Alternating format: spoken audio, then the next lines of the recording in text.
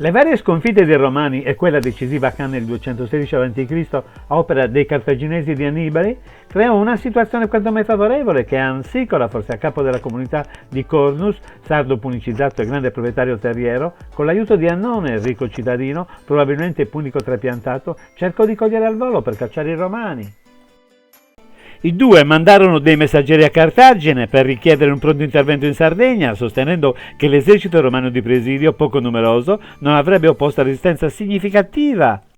Era il 2015 a.C. e Ansicora confidava anche nella sollevazione delle città meridionali come Calaris, Nora e Sulchi in mano romana e di tutte le popolazioni del sud Sardegna.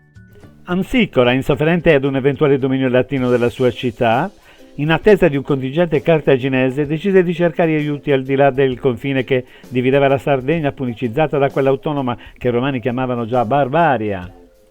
Non era certo facile convincere i bellicosi capi barbaricini racchiusi nei territori montani, loro tradizionale roccaforte. La situazione favorevole fu decisiva per l'intervento di forze cartaginesi in Sardegna, che radunarono un corpo di spedizioni il cui comando fu dato ad Asdrubale detto il Calvo, che doveva raggiungere Cornus e unirsi ad Ansicora per combattere contro i Romani.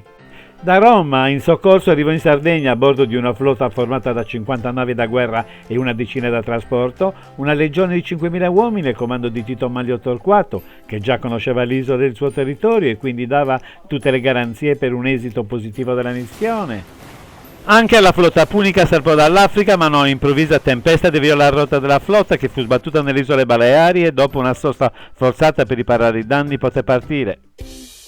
Tito Manlio Torquato intanto riuscì a formare con irregolari di stanza nell'isola circa 20.000 soldati e 1.200 cavalieri e si affrettò a marciare verso nord attraverso il Campidano.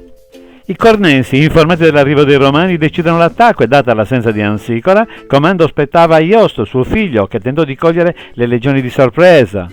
Iosto e i suoi si batterono come leoni, ma i Romani ebbero la meglio e i Cornensi si ritirarono lasciando sul campo migliaia di uomini. Tito Manlio Torquato decise di non attaccare Cornus e di rientrare a Calaris, forse aveva appreso dell'arrivo dei cartaginesi, dei Sardi Pelliti e di Ansicora, e perché la vittoria sui Cornensi non si era dimostrata decisiva.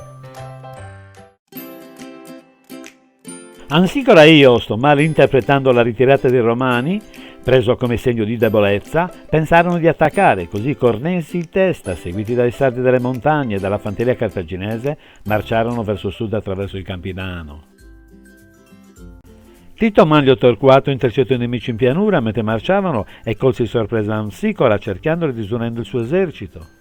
Fu una carneficina e, come racconta lo storico romano Tito Livio, 12.000 alleati vennero uccisi e 3.700 feriti o fatti prigionieri, una disfatta totale nella quale furono catturati lo stesso comandante cartaginese Asdrubale il Calvo e Annone il secondo di Ansicora. Nella cruenta battaglia, dopo aver combattuto con tutte le sue forze, rimase ucciso anche Iosto. Ansicora, quando apprese della morte del figlio in battaglia, così narra Tito Livio, non sopportando di essergli sopravvissuto e forse per lo sconforto della sconfitta, si uccise. I Romani espugnarono facilmente Cornus, che probabilmente si arrese, mentre i Sardi Pelliti guadagnarono le montagne per riorganizzarsi e attendere. Quanto i Romani sostenevano sulla passeggiata con la quale nel 238 a.C. conquistarono la Sardegna non risulta una verità e la rivolta di Ansicora lo dimostra.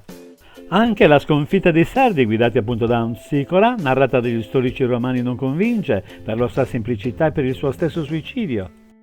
Di sicuro la verità è ben altra e i Romani, come d'abitudine, avevano nascosto l'arte, i fatti, soprattutto quelli che nelle varie fasi dell'insurrezione li vedevano in crisi e in ritirata, incalzati dalle forze rivoluzionarie sarde alleate. La Barbagia sarà sempre una spina nel fianco dei Romani che nei 7 secoli di dominio dell'isola non riusciranno mai a controllarla completamente.